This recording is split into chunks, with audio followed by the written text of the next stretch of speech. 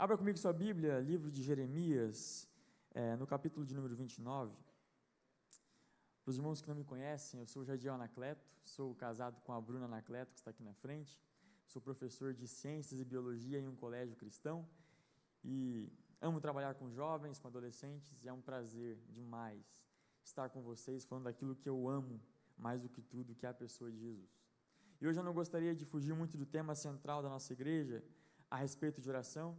Então não sei se você tem o costume de anotar as ministrações, mas o título dessa ministração é: o que acontecerá quando você me buscar? Jeremias capítulo 29, versículo 12, vai dizer o seguinte: então me invocareis e ireis, e orareis a mim e eu vos ouvirei, e buscar-me-eis e me achareis, quando me buscardes com todo o vosso coração, e serei achado de vós, diz o Senhor, e farei voltar os vossos cativos, e congregar-vos-ei de todas as nações e de todos os lugares, para onde vos lancei, diz o Senhor, e tornarei a trazer-vos ao lugar de onde vos transportei, porque dizeis: o Senhor nos levantou profetas em Babilônia. Feche seus olhos. Senhor Jesus, essa palavra ela é viva e ela é eficaz. Ela é viva porque o seu Espírito está vivo, e ela é eficaz, porque não tem como nós entrarmos em contato com a sua palavra e permanecermos do mesmo modo. Então, em nome de Jesus, venha agir com vivacidade e eficácia, que Cristo venha a ser gerado em nós, que a nossa oração, que o nosso culto venha a ter apenas um único objetivo: conhecer ao Senhor e fazê-lo conhecido. Em nome de Jesus, você pode tomar seu assento?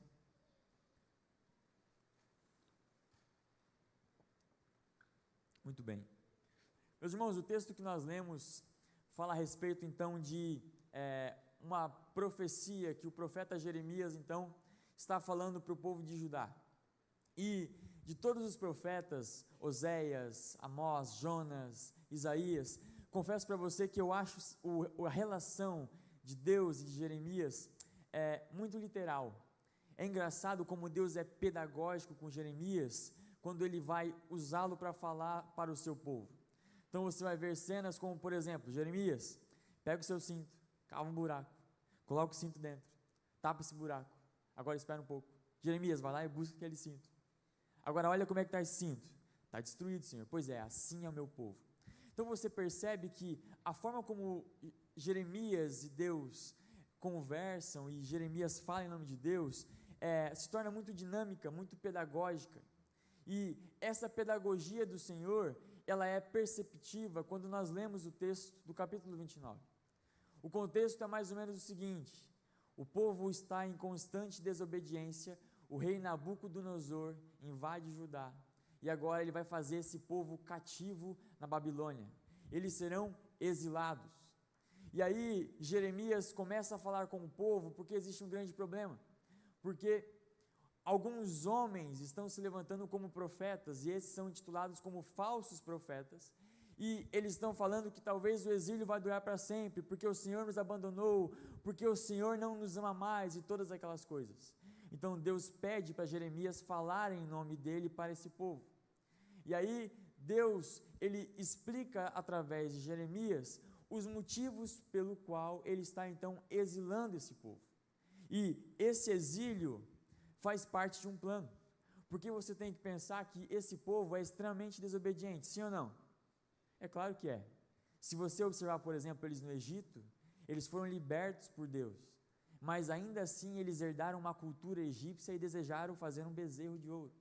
É um povo que culturalmente é idólatra, é um povo que constantemente precisa ser lembrado de que Deus é um Deus zeloso pelo seu povo, um Deus ciumento em algumas traduções. Quando você lê Deuteronômio, Deus fala para Moisés: olha, Moisés, eu sou extremamente zeloso com o meu povo, eu tenho ciúmes dele. Então faz sentido Deus trazer o exílio para esse povo, porque agora está trazendo disciplina para eles. Mas o primeiro esclarecimento é o seguinte: não é um exílio eterno. Então durante 70 anos, vocês vão viver dentro desse povo, exilados ali, mas existe uma condição, e aí existe uma instrução de Deus. Nos versículos 5 até o 7, Deus descreve para Jeremias: olha, diz para eles que eles devem construir casas no meio da Babilônia, eles devem se casar, eles devem ter filhos, e eles precisam buscar a paz com esse povo. Então perceba como Deus é extremamente pedagógico.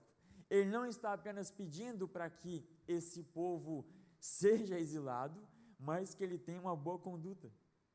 E aí você consegue perceber um pouco daquilo que é um start ou um breve anúncio da profecia de Jesus.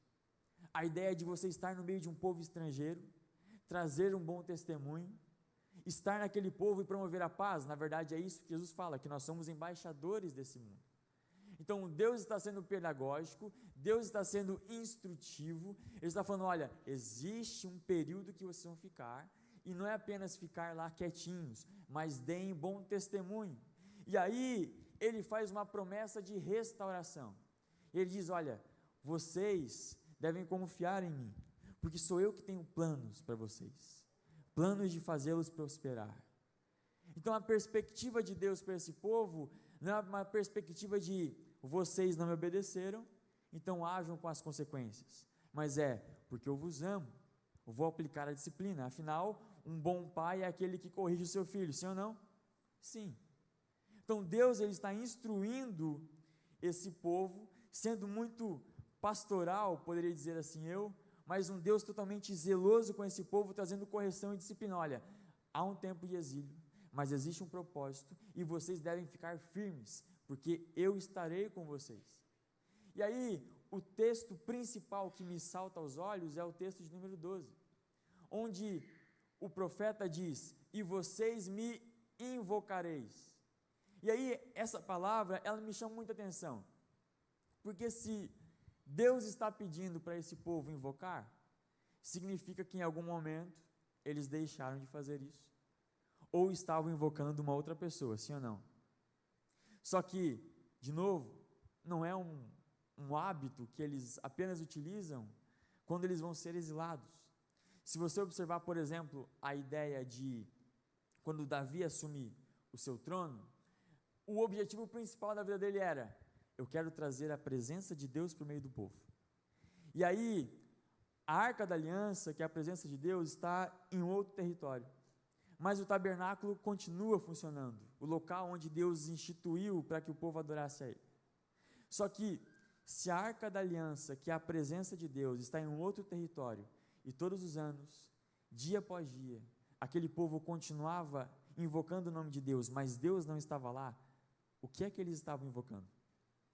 E talvez esse seja um grande start para a nossa noite, nós pensarmos nisso. Por vezes eu e você, nós estamos aqui invocando o nome do Senhor, mas não pensando com propriedade nisso. Eu estou invocando a presença de Deus nesse ambiente? Eu estou almejando, porque a palavra invocar significa clamar, proclamar, ou pedir de uma maneira desesperada. Se eu não tenho a presença de Deus no meio de um templo onde Deus deveria habitar, como que são os meus encontros? Como que são os meus cultos? Não passam de rituais vazios. E aí perceba que o povo que está sendo exilado não é um povo que tem como exclusividade essa característica, mas gerações anteriores e gerações futuras, vez ou outra, voltam a esse costume de ter rituais vazios. A palavra invocar, que é um grito de socorro, é um pensamento totalmente instrutivo e consciente de chamar por alguém, é utilizado em diversos textos na Bíblia Sagrada. Você vai ver, por exemplo, Salmo 50, quando diz o seguinte, invoca-me no dia da angústia, e eu te livrareis e tu me glorificarás. Então aqui invocar significa pedido de ajuda. Ou Joel 2,32, acontecerá que todo aquele que invocar o meu nome será salvo. Então está falando a respeito de uma concepção e uma percepção de fidelidade. Olha, se eu clamar a Deus, se eu buscar a presença de Deus, Ele virá até mim, é uma certeza, eu chamo Ele, Ele vem até mim. Ou Isaías 55,6, buscai o Senhor enquanto se pode achar, e invocai o quanto Ele está perto. A.W. Tozer, um grande teólogo, vai dizer o seguinte, que a fome pela presença de Deus é o sinal de um coração que já começou a ser transformado. Então perceba que o desejo pela presença de Deus é a evidência de alguém que está sendo transformado dia após dia por essa mesma presença. Deixa eu te perguntar algo nessa noite. Qual é o local mais seguro? Um palácio rodeado de guardas ou um campo de batalha coberto por soldados? A resposta é: depende. Depende do quê? Depende de onde a presença de Deus se encontra.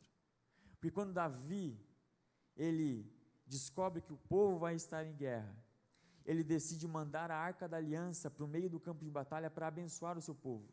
É um rei que está preocupado com o povo. Só que ele fica dentro do seu palácio, com vários guardas o protegendo, ele sobe até a parte mais externa e mais alta do palácio, observa uma mulher, contempla ela, deseja e peca. Aonde é mais perigoso? Num palácio protegido por guardas ou num campo de batalha? Aonde a presença de Deus está faltando. Então, invocar a presença de Deus é um pedido do Senhor para aquele povo: olha, vocês me invocarão, vocês clamarão por mim. Eu preciso que vocês tenham essa consciência de que vocês pedirão pela minha presença. E aí ele continua: e ireis. E aí esse ireis significa um estado de movimento ou um movimento literal. Então, ir até um lugar, fazer algum tipo de ação ou fazer algum tipo de movimento. E aí existe um grande teólogo que eu não lembro o nome, mas eu sei que ele é um grande teólogo, ok? Eu li ele num livro. E ele dizia o seguinte, que quando um homem ele trabalha, aplica a força do seu braço, de fato ele trabalha. Mas quando um homem ele ora e busca a presença de Deus, Deus é quem trabalha. O que eu estou querendo dizer isso para você? É porque o movimento de ir significa uma dependência. Eu estou anunciando para o mundo físico e para o mundo espiritual que eu necessito de alguém para sobreviver o meu dia. Eu necessito de um ser que é dotado de todo conhecimento, de todo poder, para passar cada dia, cada instante, cada segundo da minha vida. Então, quando Deus diz: olha, vocês me invocarão e ireis, Ele está pedindo sobre um estado de coração. E ir para algum local, ir para algum ambiente. E essa palavra também é a mesma utilizada com a frase de Jesus muito conhecida por nós: ide por todo mundo e pregar o evangelho a toda criatura. Perceba que o ide de Jesus é uma fala literal: vão e façam discípulos. Mas perceba também que não existe ide sem vinde a mim.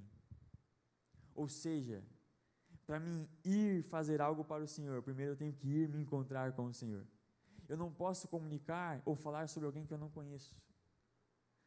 Talvez você me conheceu hoje, então você sabe que eu sou meio magrelo, né? Sou meio ansioso, fico estalando os dedos, alguns tiques, falo muito rápido, mas vocês não conseguem talvez dizer que me conhecem, mas vocês têm algumas informações sobre mim. Então sabem que eu sou professor, sabem que eu gosto de Jesus, sabem que eu sou casado com a Bruna, mas de fato nenhum de vocês aqui, com exceção da minha esposa, foi em um velório comigo, ver como eu acordo todos os dias, sabe talvez qual é o meu alimento preferido. É bem verdade que vocês têm informações sobre mim, mas que vocês não me conhecem plenamente. Assim também é nós com a presença de Deus. Não dá para falar de algo, meu irmão, que eu não tenho conhecimento, apenas informação. Eu não consigo falar a plenitude do Evangelho se eu apenas tenho informações sobre a pessoa de Jesus. Eu não consigo ensinar as pessoas a seguir a Cristo e ir a Cristo se de fato isso não é vívido na minha vida. Então o chamado de ir para esse povo é: olha, vocês irão até mim, invoquem a mim, vão até mim. E esse é um dos meus maiores sonhos: ser uma igreja que ora, que trabalha, e quando Cristo Jesus vier me buscar, Ele me ver em movimento por Ele, em busca de um encontro com a sua presença. Em nome de Jesus, que quando Cristo voltar, Blumenau venha a ser essa cidade, cheia de homens e mulheres que buscam a presença, que oram e pedem por mais do Senhor, que invocam o nome santo do Senhor. Isso é ir.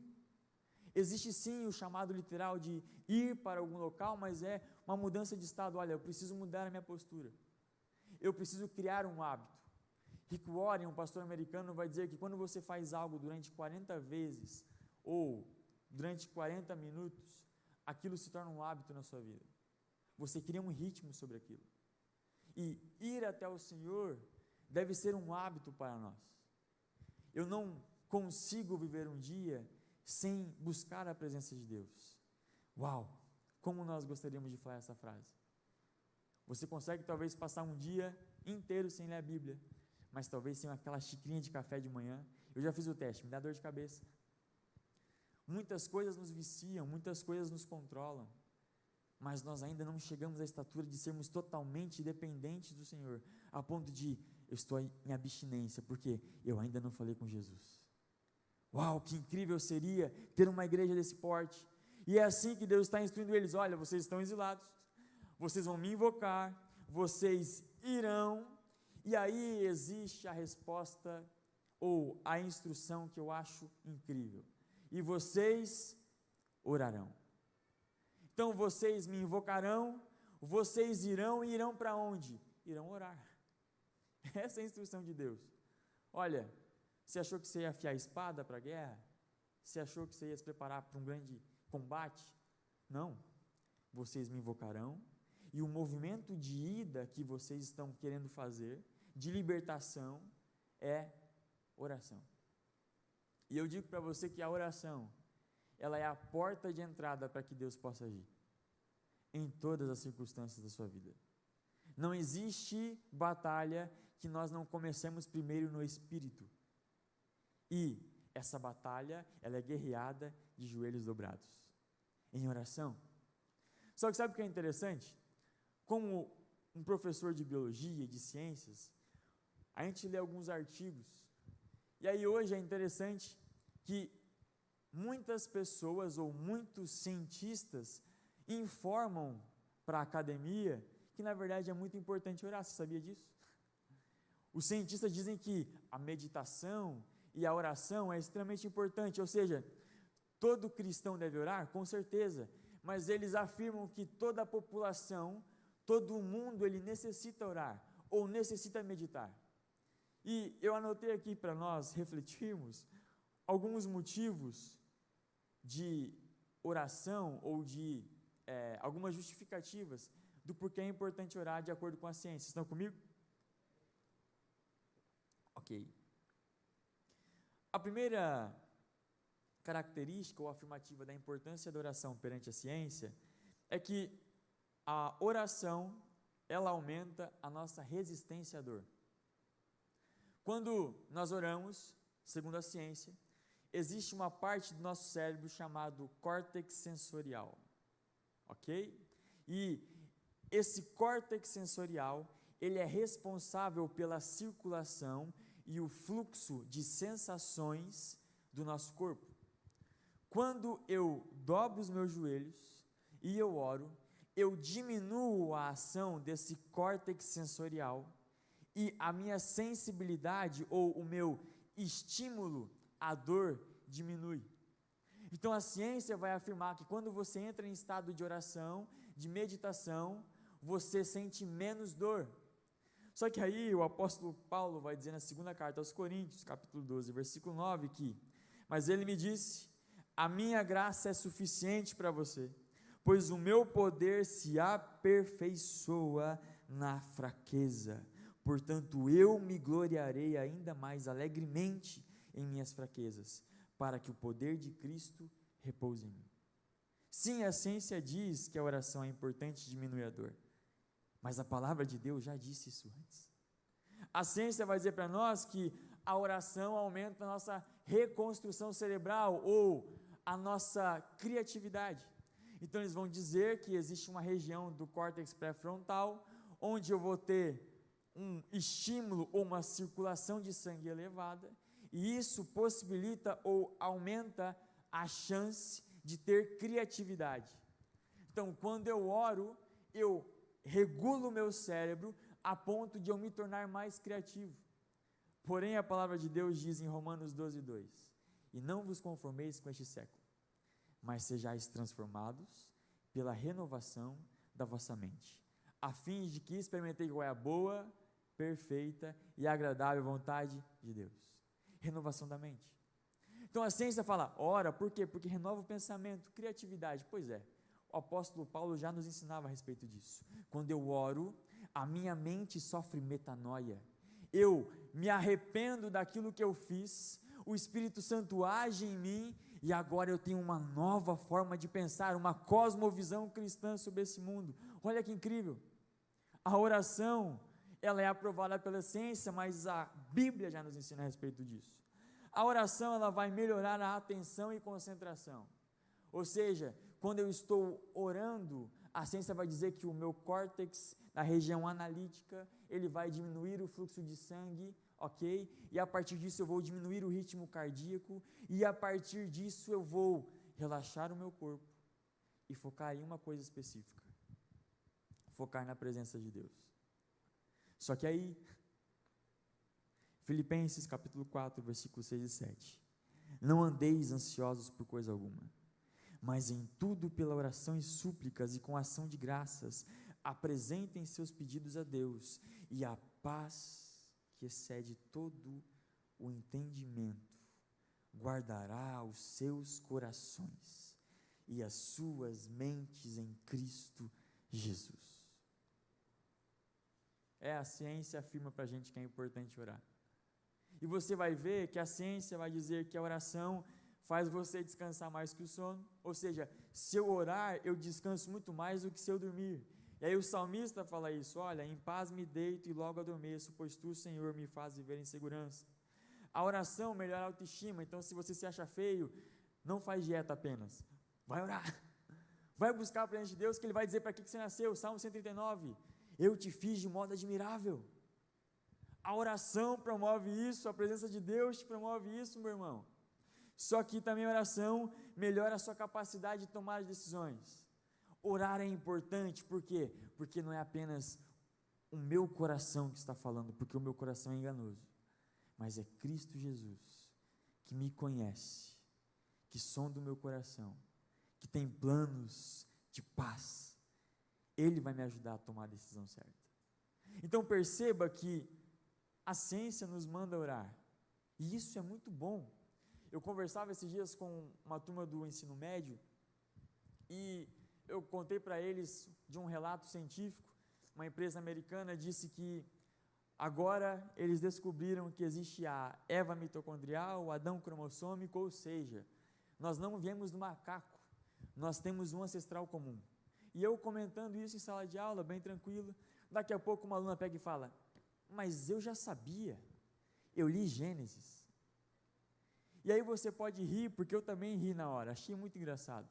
Só que por vezes, parece que nós precisamos que o mundo diga para nós aquilo que a Bíblia já disse há muito tempo. Parece que nós temos mais fé na ciência e não na palavra de Deus. Meu irmão, enquanto a ciência manda você orar, vamos encurtar o caminho, vamos dobrar os joelhos e orar mesmo. Porque enquanto eles perguntam e fazem perguntas desesperadas sobre como que vai ser o mundo, nós já sabemos como acaba. Cristo venceu e vem buscar a sua igreja. Ei, Romanos 8,19, existe uma ardente expectativa na criação, no que? Aonde Deus vai revelar aquilo que seus filhos realmente são. Deixa a ciência falar que a oração é importante, nós vamos continuar dobrando os nossos joelhos, porque não é a ciência que diz que é importante, mas o Senhor disse, clame a mim, e eu responderei, e lhe direi coisas grandiosas e insondáveis, que você ainda não conhece. Meu irmão, isso é a palavra de Deus, me emociona, me enche de lágrimas meus olhos, porque tem gente gastando a vida inteira procurando por respostas, e a resposta já habitou entre nós há muito tempo, e nós o desperdiçamos. Que nós não venhamos ser essa geração. Vocês me invocarão, vocês irão, orarão, e a pergunta principal dessa noite deve ser, o que acontece quando você buscar? O que acontece quando você orar? E eu gostaria que você repetisse comigo, e eu pastor Samuel está afiado. De novo, e eu vos ouvirei. É isso que acontece quando você busca. E perceba que essa talvez é uma grande dúvida do nosso coração. Leonardo Ravenhill vai dizer que a maior dificuldade do cristão não é Deus ouvir a sua oração, mas é de fato ele orar. Quando eu olho esse texto, quando eu vejo Deus dizendo essas coisas, eu percebo que essa frase ela não é optativa, ela é afirmativa. Não é, olha, se você orar talvez eu te escute. Não, se você orar, eu te ouvirei. E aí perceba que Deus não está abandonando esse povo, muito pelo contrário, Ele está dizendo, eu me interesso por vocês que me deixaram. Se vocês orarem, se vocês me buscarem de todo o coração, eu vos ouvirei. E isso é fantástico. O Senhor está afirmando para mim e você nessa noite, eu ouço as suas orações. Você talvez não me vê, talvez você não me escuta, mas eu ouço você naquele secreto. As suas lástimas, as suas perdas, as suas dúvidas, as suas crises, eu ouço. E talvez a resposta não é no tempo que você quer, mas Ele ainda ouve. E talvez você ainda não obteve uma resposta, porque a sua Bíblia ainda está fechada. Porque não existe Deus em silêncio para quem lê a sua palavra e medita nela, de dia e de noite.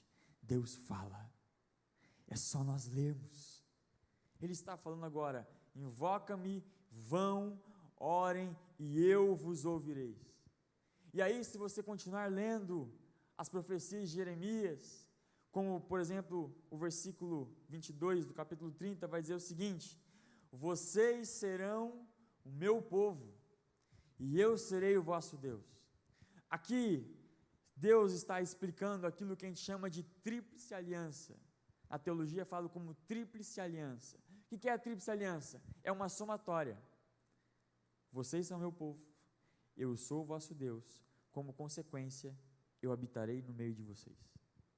Deus está fazendo uma promessa para esse povo, quando vocês forem o meu povo, e eu de fato for o Deus de vocês, eu habitarei no meio de vocês. Só que Ele não está falando apenas desse tabernáculo, mas Ele está falando de Cristo Jesus, o Verbo encarnado, o Emanuel, que é chamado de Deus conosco. E eu acho muito interessante, porque quando Jesus está no seu ministério, chega um dia que Ele chega para os discípulos e fala, olha, é melhor que eu vá. Não, mas espera aí, o Senhor começou agora o ministério, como é que o Senhor está afirmando para mim que é melhor que o Senhor vá? E Ele diz, é que se eu não for, Ele não virá. E aí eu te pergunto, meu irmão, o que é melhor que Deus conosco? Deus em nós, o Espírito Santo de Deus em nós. Quando você lê Atos, por exemplo, 1:8, mas receberão poder quando o Espírito Santo descer sobre vocês, e vocês serão as minhas testemunhas. Atos 2, chegando o dia de Pentecostes, estavam todos reunidos no mesmo lugar, e de repente veio um céu, um som, com um vento impetuoso, e encheu toda a casa onde estavam assentados, e apareceram distribuídas entre eles línguas como de fogo, e o Espírito Santo lhes encheu. O que é melhor que Deus conosco? É Deus em nós.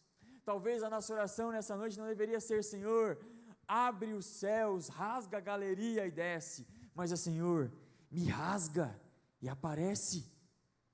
Meu irmão, talvez você vai ser a Bíblia que muitas pessoas vão ler no dia de amanhã.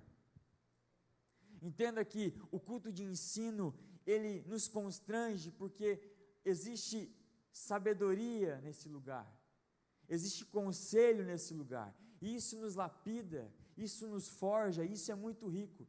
Mas imagine que aqui é só um vestiário, lá fora é o jogo, e existem muitas pessoas que ainda não provaram da sua oração, que ainda não provaram da mesma graça que te encontrou, que ainda não entenderam que Cristo Jesus morreu por eles, que ainda não sentiram o Espírito Santo.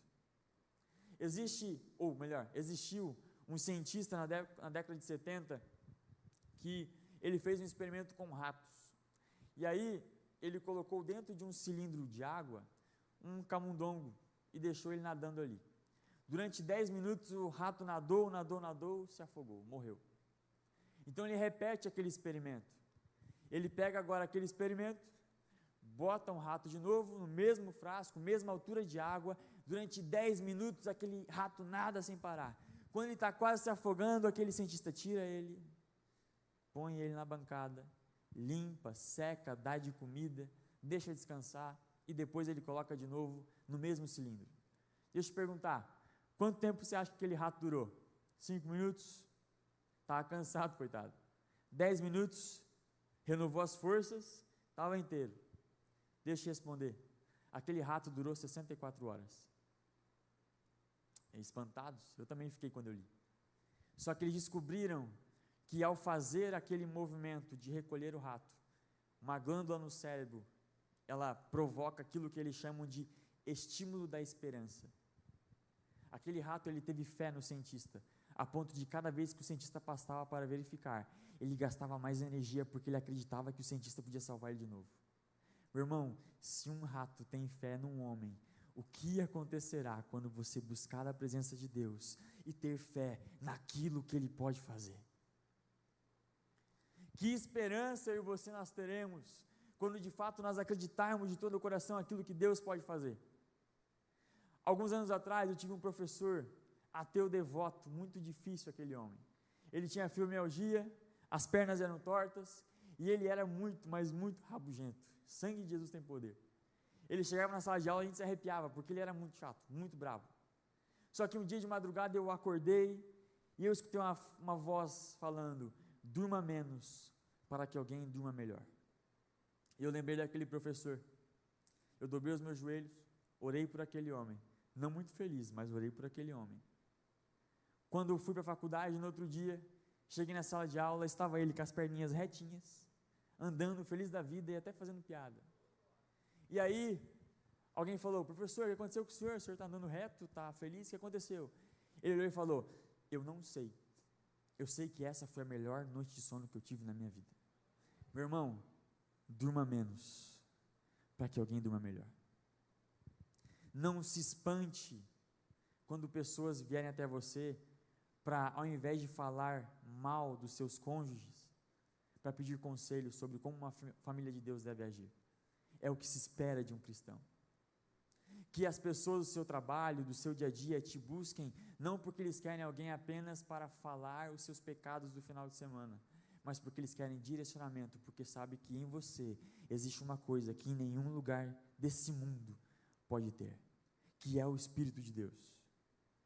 Se a oração, meu irmão, é a força que move a igreja, deixa eu fazer uma pergunta para você com todo respeito, com todo amor, porque eu me fiz.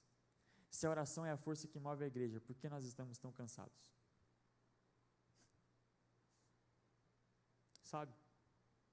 Se a oração é a força que move a igreja de Cristo, por que eu e você estamos tão desanimados? Talvez porque eu e você nós não oramos de fato, ou porque nós não estamos entendendo que quando eu orar, Ele ouvirá. Meu irmão, não faz sentido você dizer que a igreja ela ora e ela tem força por conta disso e nós vivemos desanimados, abatidos. Não é o que se espera dos filhos de Deus. O autor de Hebreus vai dizer que quando Jesus subiu aos céus, ele assumiu então a posição à destra do Pai. E ele é um intercessor. E todos os dias o diabo chega até ele para prestar contas e dizer o que ele fez e o que você está fazendo nessa terra. Então todos os dias o diabo chega e fala, tá vendo fulano? Tá vendo Jadiel? Ó, pecou. Tá vendo? Ele não presta, porque ó, tá pecando, tá vacilando. E Jesus pega e fala, não é isso que o define. Eu morri por alguém que faria obras maiores do que eu. Ainda existe graça, eu ainda não retornei. Ainda existe perdão, Ele há de mudar. Cristo Jesus, todos os dias, intercede por mim e por você. E essa é a função dele no céu. Meu irmão, não negligencie aqui nessa terra aquilo que no céu é prioridade. não negligencie aqui nessa terra aquilo que no céu é um assunto sério. Queria te convidar a ficar de pé. As minhas horas já estão acabando.